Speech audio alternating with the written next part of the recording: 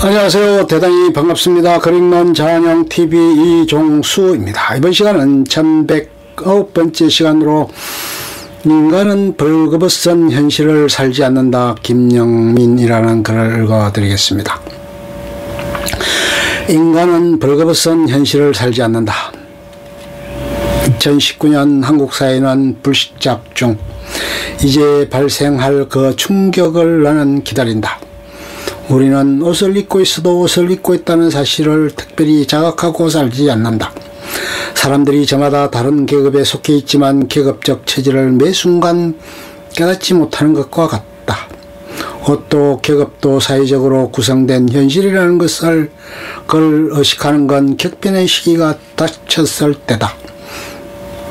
이른바 문명사회라는 곳에서 사람들은 옷을 입고 다닌다. 그들은 옷을 여미고 다니는 것은 단지 추위를 피하기 위해서만은 아니다. 그들에게는 가리고 다니기로 사회적으로 약속한 신체 부위가 있다.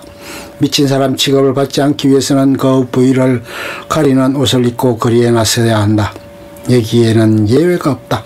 벌거벗고 다니는 노출증 환자가 있지 않느냐고, 벌거벗고 날뛰는 사람이 있지 않냐고, 시내 한복판이나 축구장 경기장 한가운데서 스트리킹을 하는 사람이 있지 않냐고. 그러나 그들은 진정한 의미에서 벌거벗고 있다고 하기 어렵다.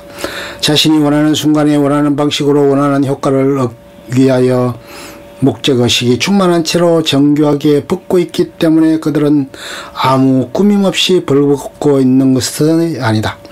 그들의 나체는 하나의 적극적 표현이기에 예술적 효과를 위해 미술관에서 옷을 벗고 자빠져 있는 행위예술가의 나체나 교육적 목적을 위해 옷을 벗고 있는 누드모델의 나체와 근본적으로 다르지 않다.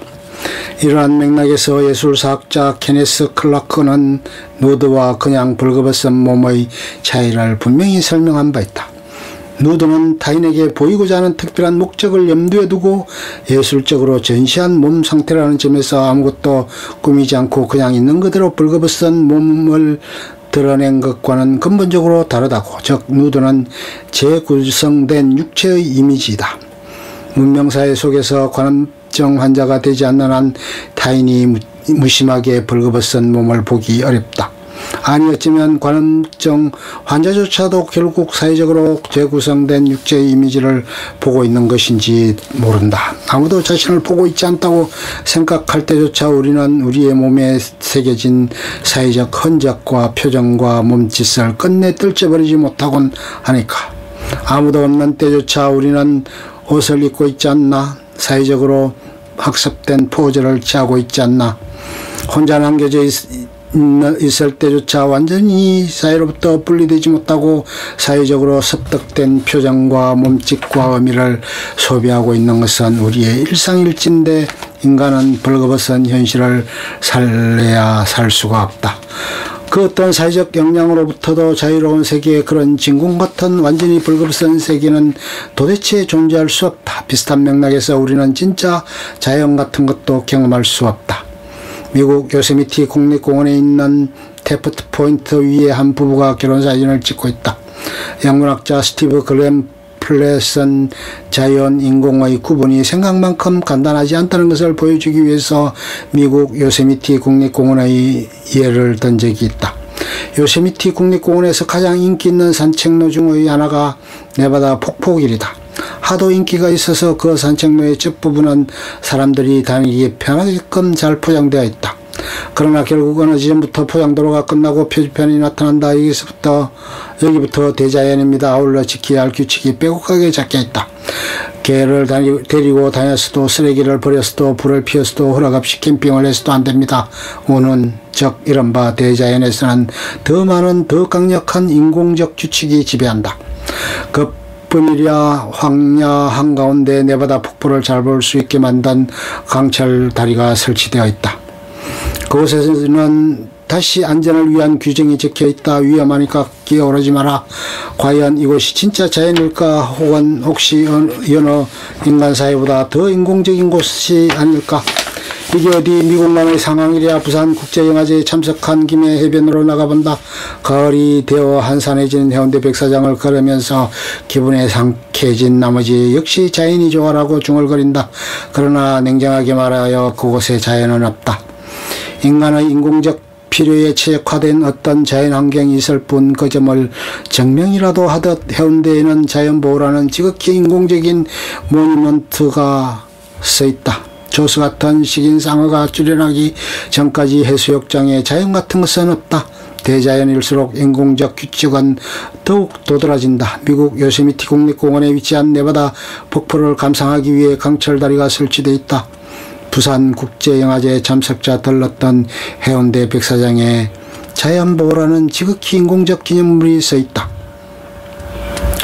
인간은 자력으로 해운대 물속을 오래 유영하거나 부산 하늘을 장시간 날 수 없다. 그런 유약한 인간 존재가 시도해 볼 수 있는 특수 체험이 바로 스킨스쿠버와 비행기 타기이다. 이제는 대중화된 비행기 타기이지만 사실 비행기를 처음 타는 체험은 스릴 만점이다. 난생 처음으로 지구로부터 꽤나 떨어지는 체험을 하는 것일 테니 말이다. 비행기를 여러 번 타본 사람조차도 이륙 순간에는 다소나마 긴장한다. 승무원들이 통로를 바삐 지나다니며 안전벨트를 꼭 매라고 당부하고 거듭 상황을 확인한다. 그만큼 기체가 이륙하는 순간은 평소와는 다른 순간 익숙했던 환경으로부터 이질적인 환경으로 진입하는 특수한 시간이다.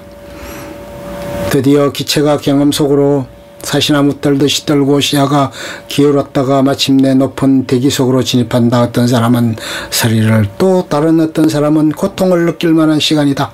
그러나 이 느낌은 오래가지 않는다. 점차 비행기의 환경에 익숙해지고 좀 더 시간이 지나면 지금 비행 중인지 여부도 잘 느끼지 못하는 상태가 된다. 급격한 기류 변화만 없다면 이제 다소 멍한 상태에서 비행기 착륙을 기다리며 시간을 소요하게 될 것이다.